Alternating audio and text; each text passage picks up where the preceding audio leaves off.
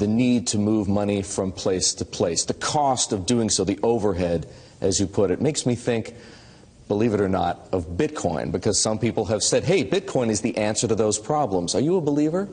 Well, Bitcoin is exciting because it shows how cheap it can be. Bitcoin is better than currency in that you don't have to be physically in the same place. And, of course, for large transactions, currency can get pretty inconvenient.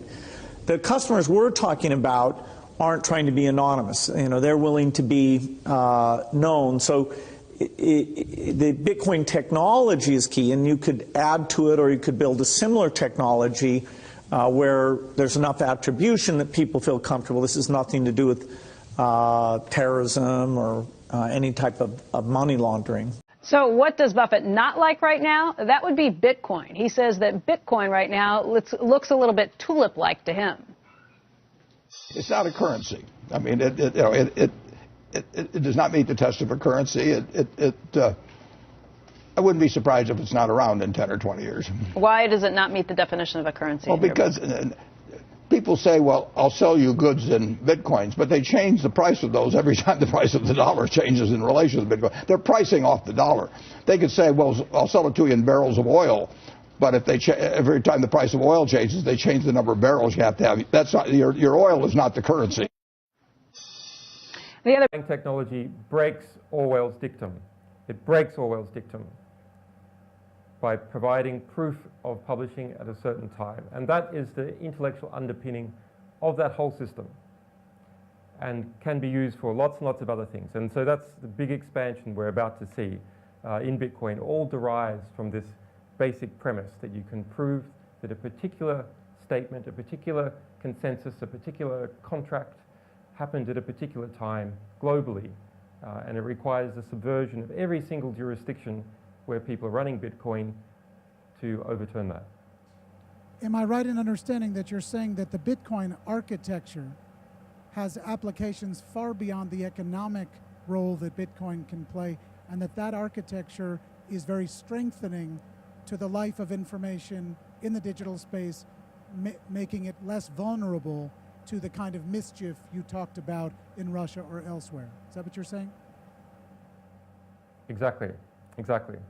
That underlying architecture can be used for publishers, for example, so that, as an example, we are starting to use Bitcoin WikiLeaks, stuffing our cryptographic keys of stuff that we publish. So we prove that we have published stuff at a particular time by stuffing it in Bitcoin, in the blockchain.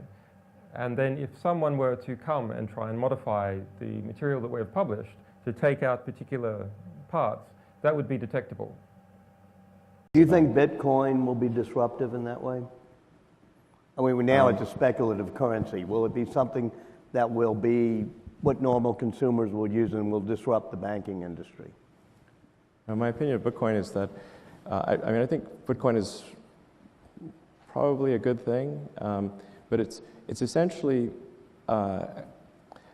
its main thing will be, I mean, this will probably get quoted here and there, but I think it's primarily going to be a means of doing illegal transactions.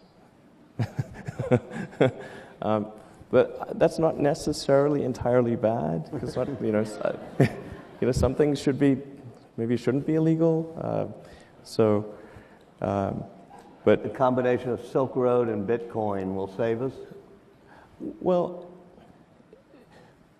it will be useful for legal and illegal transactions. Otherwise, it would have no value as a use for legal transactions, because you have to have a legal to illegal bridge. Yeah. I don't own any Bitcoin. In fact, one can pay for a tour on Virgin Galactic up to the moon with Bitcoin. I think the Winklevoss twins have said that they would do exactly that. You think this is a currency that's really going to work eventually? Well, I think it is working, and there will be other currencies like it that may be even better.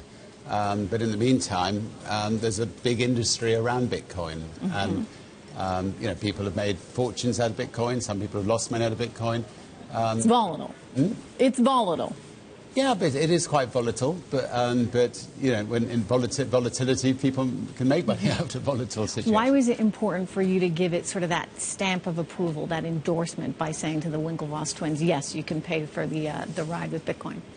Because I'm not foolish. I mean, if people have got lots of Bitcoins and they want to go to space, I'd much rather they spent that money on our spaceship.